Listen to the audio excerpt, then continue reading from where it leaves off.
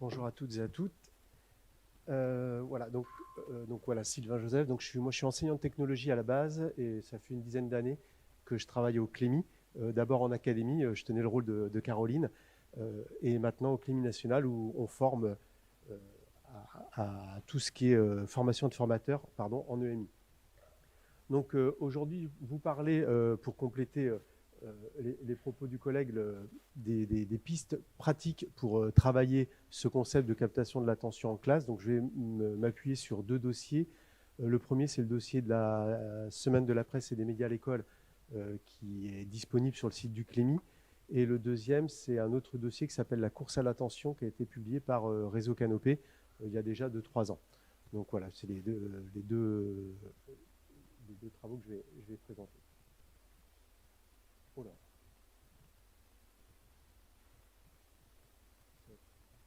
Donc, tout d'abord, on a simplifié en fait cette économie de l'attention en trois grandes parties. Tout d'abord, voilà, pour nous, le modèle économique de l'attention, il peut être fait en différents points, il peut être étudié sous différents points. Tout d'abord, la manière de capter l'attention. Donc là, on va avoir évidemment tout ce qui est utilisé par les plateformes pour que vous restiez le plus longtemps possible sur les plateformes. On peut parler voilà, des applications gratuites de Google, la facilité de publication comme il y a sur TikTok, après tout le dark design, les dark patterns qui permettent justement de rester le plus possible. On peut parler également des flammes sous Snapchat qui incitent en fait l'utilisateur à être là tout le temps. Dans les jeux vidéo, on a les notifications qui nous rappellent qu'il faut revenir. Voilà, on a les moteurs de recommandation, comme vous avez dit tout à l'heure sur Netflix. Voilà, tous ces principes-là qui sont liés à la captation de l'attention, à la fidélisation pour vous permettre de rester le plus longtemps possible sur la plateforme.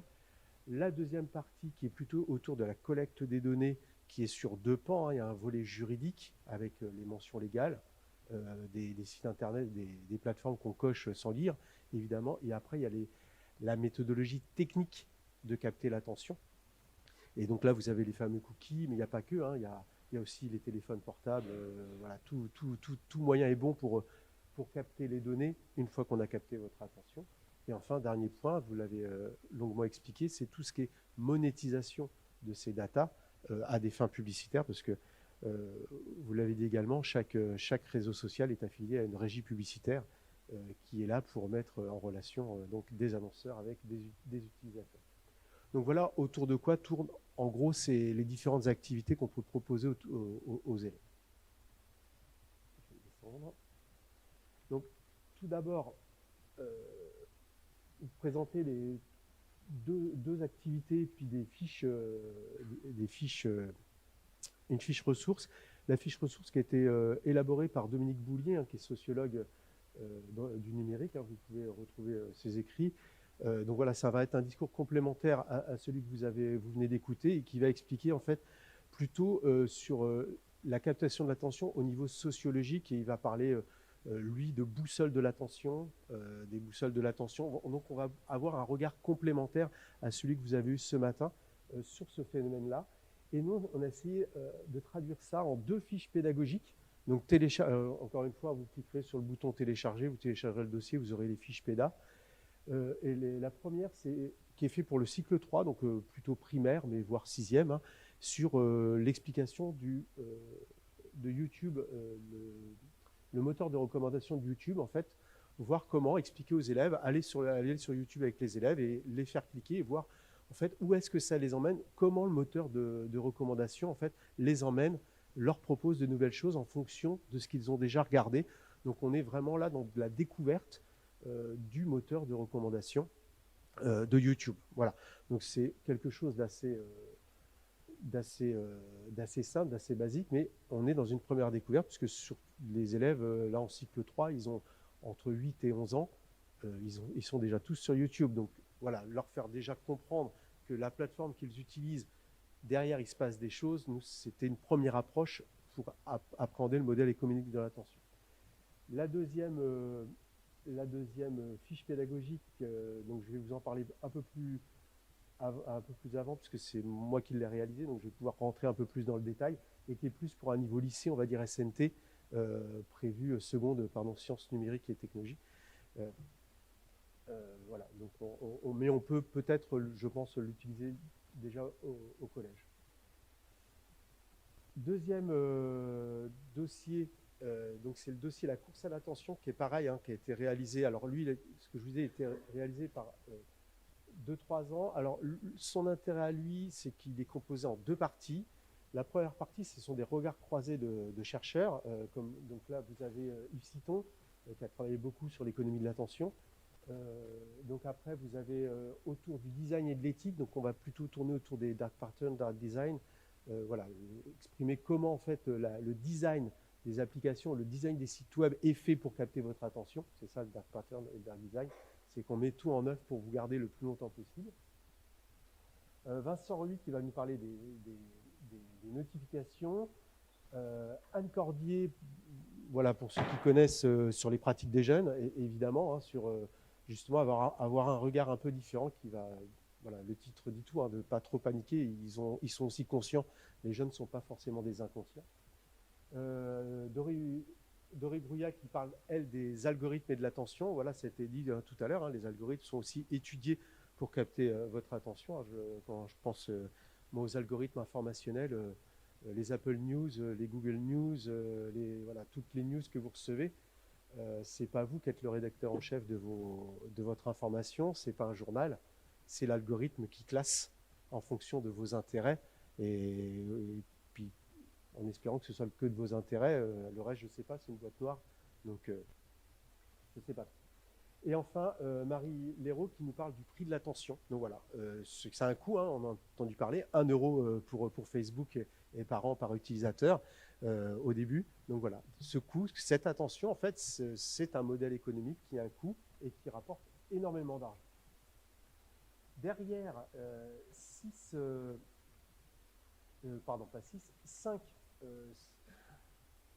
5 propositions pédagogiques. Donc, bonbons et autres friandises, c'est sur le modèle économique de Candy Crush. Et là, en cycle 3, l'objectif est de libérer la parole en fait, des élèves sur comment en fait, on utilise Candy Crush. Voilà, on fait 2-3 fois le jeu. Et c'est comment est-ce qu'ils arrivent à capter votre attention. Donc, c'est par exemple le fait d'avoir un nombre de vies limité, le fait d'avoir des récompenses aléatoires. Et c'est là-dessus qu'on va essayer de travailler avec les élèves et leur demander aussi, mais pourquoi vous avez envie d'y retourner, essayer de libérer cette parole de l'élève autour de ça. Donc on va être souvent, la libération de la parole pour que les élèves expliquent leurs pratiques, on va souvent être autour de ça dans beaucoup de séquences pédagogiques, parce qu'on a, en général, en tant qu'adulte, on a une tendance à être moralisateur sur les pratiques, et on s'aperçoit qu'en fait que les jeunes, leurs pratiques et les nôtres sont pratiquement les mêmes. On n'a pas forcément de leçons à donner à nos enfants ou à nos élèves, parce qu'on est aussi addict d'eux qu'eux sur les écrans. C'est peut-être pas les mêmes, mais en tout cas, je pense que les 5-6 heures par jour, les personnes âgées les passent aussi sur les écrans.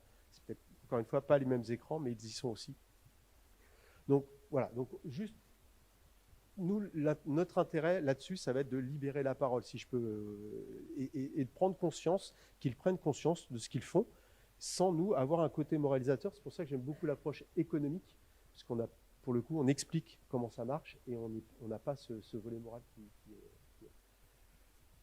est... Mon application préférée sur le cycle 4, alors je reprends mes notes aussi, c'est encore une fois, c'est toujours pareil, on va être sur la libération de la parole et sur des débats en cours pour justement voir pourquoi ils aiment cette application. Alors là, on n'est plus sur le jeu Candy Crush, on va être sur les applications cycle 4, on est en 6e, pardon, 5e jusqu'à la 3e.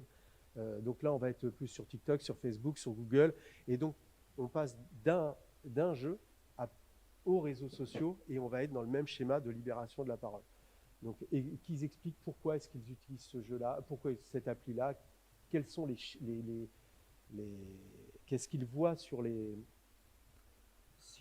applications qui fait qu'ils ont envie d'y retourner. Alors qu'on travaille sur Snapchat, on a les flammes évidemment qui oblige à se connecter tous les jours pour les avoir le plus longtemps possible.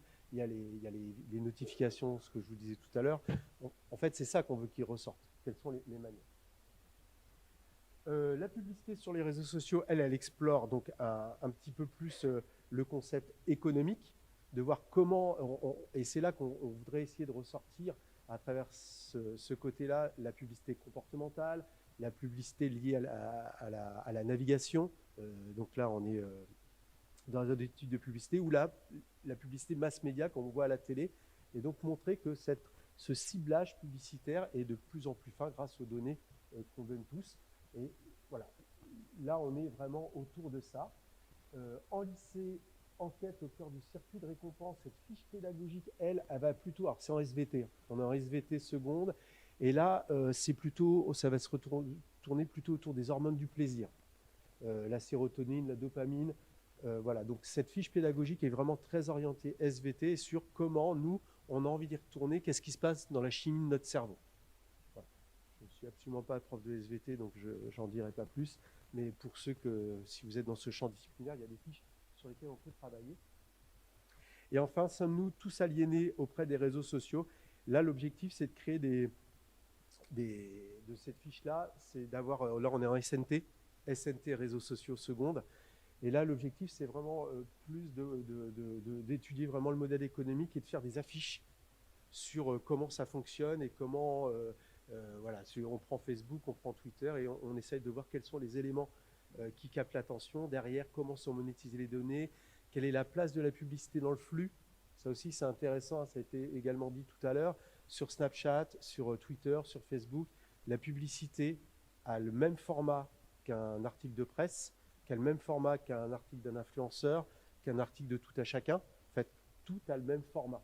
Et donc, c'est très, très dur de voir la différence entre une pub, un message d'un influenceur, un message promotionnel. C'est assez compliqué et c'est a priori voulu, tout ça. Comme c'est du design, il y a une volonté que tout soit mélangé. Donc voilà, donc ça vous fait donc sur cette thématique de la captation de l'attention, vous avez 7 fiches pédagogiques qui peuvent recouvrir quand même pas mal de champs disciplinaires, pas mal de niveaux disciplinaires qui vous sont accessibles gratuitement dans les dossiers.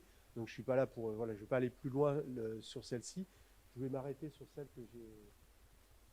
sur laquelle j'ai participé. Donc qui dure 4 séances.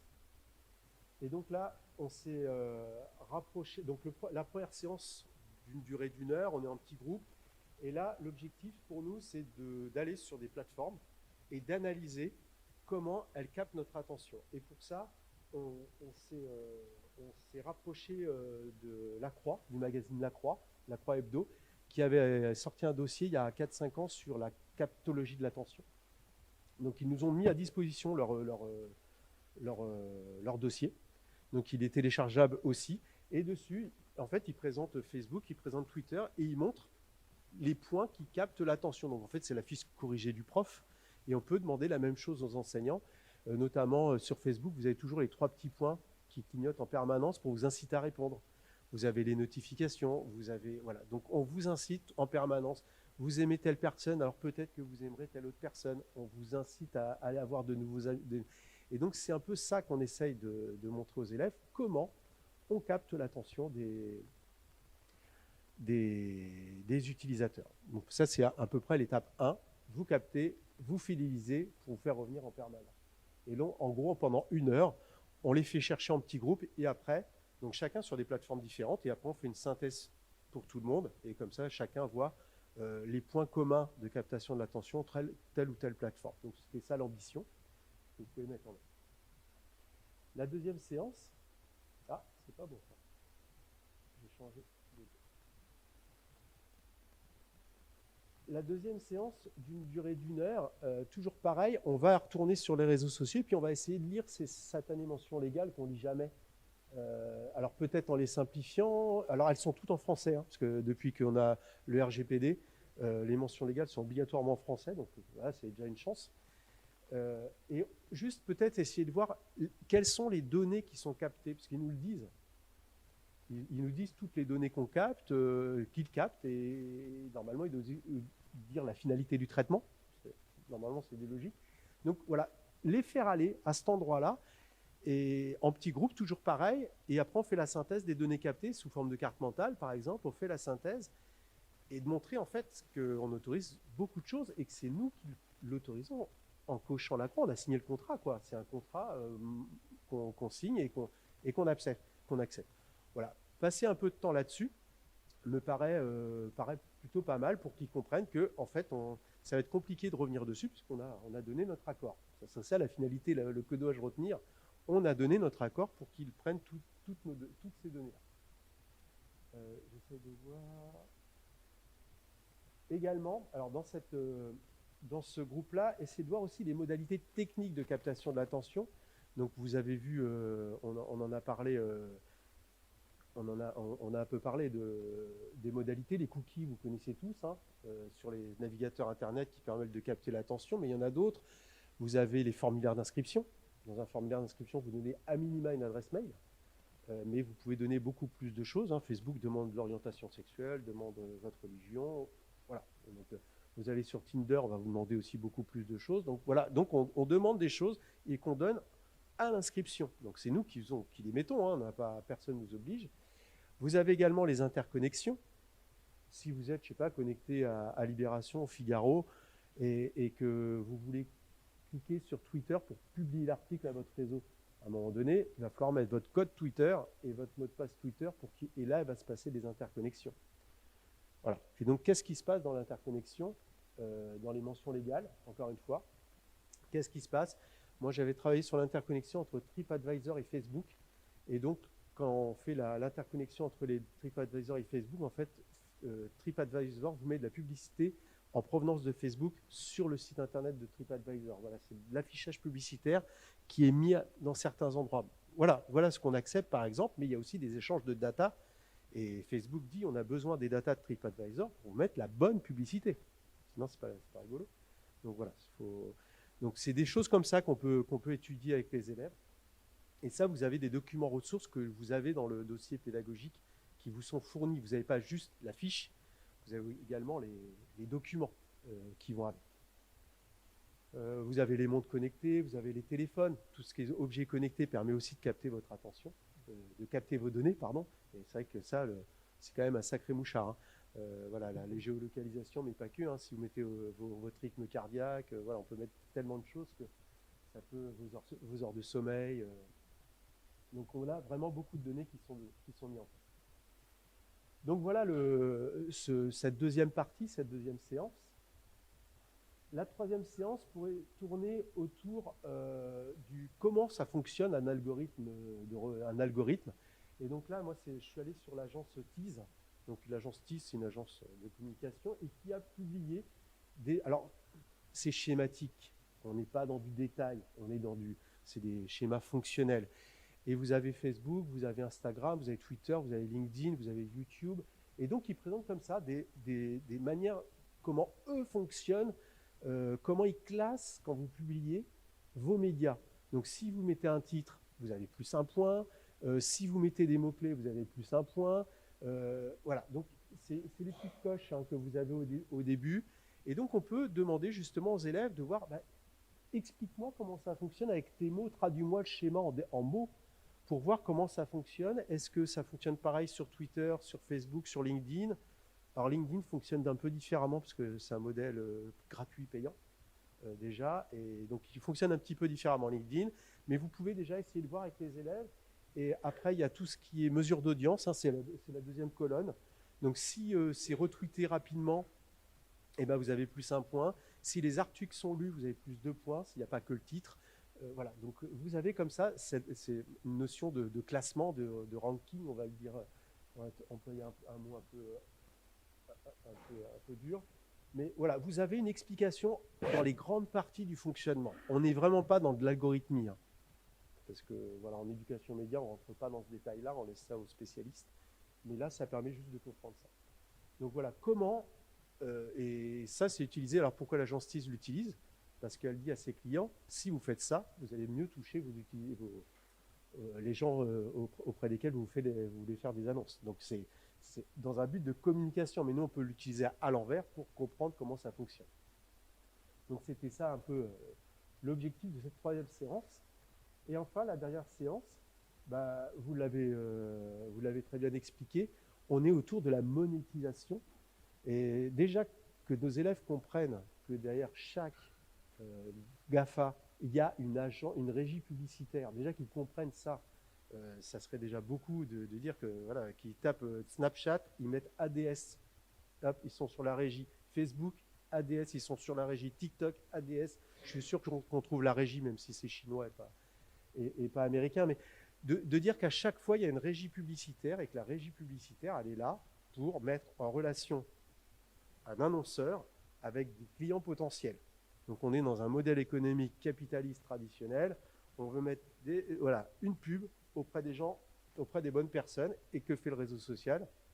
Il dit, moi je vais vous trouver la bonne personne à qui vous allez pouvoir me proposer la publicité, et lui sera susceptible de vous l'acheter. Donc on reproduit un modèle économique qui existe depuis très longtemps, mais la nouveauté, c'est la personnalisation qui est extrême. Donc voilà. Donc là, c'est la vidéo de DataGull, hein, donnez-moi, qui est, pour le coup, qui peut être regardée par les élèves sans problème, et on comprend bien la problématique. Donc voilà pour ce focus. Et si on veut faire des... Je ne l'ai pas mis, là, c'est la suite. Et si on veut aller plus loin, voilà, là, c'est déjà 4 séances. 4 séances de 50 minutes, ça fait déjà beaucoup. Mais pour aller plus loin, on peut travailler sur aussi, maintenant qu'on a capté les données, là on a vu que on utilisait des données à une finalité publicitaire, mais malheureusement la finalité, elle n'est pas forcément celle-ci. Quand vous avez la finalité, ça peut être aussi de la surveillance. Notamment, voilà, je pense à la surveillance, je pense à nos amis assureurs qui vont vous dire, tenez, prenez une montre connectée, on va compter vos pas, et puis en fonction du nombre de pas que vous faites, vous n'aurez peut-être pas la même prime d'assurance à payer. Ça, c'est expliqué dans la vidéo. Expliqué dans la vidéo aussi, on va aller consulter vos profils Facebook, vos profils LinkedIn pour savoir si on peut vous prêter de l'argent. Donc certaines banques le font déjà, parce qu'en fonction de la manière dont vous vivez, vous êtes susceptible ou pas d'avoir un profil risque, le bénéfice risque, et est-ce qu'il est adapté ou pas. Donc on a déjà malheureusement d'autres manières d'usage de ces données personnelles qui ne sont pas forcément des données, des usages publicitaires, mais des usages de renseignement et de surveillance.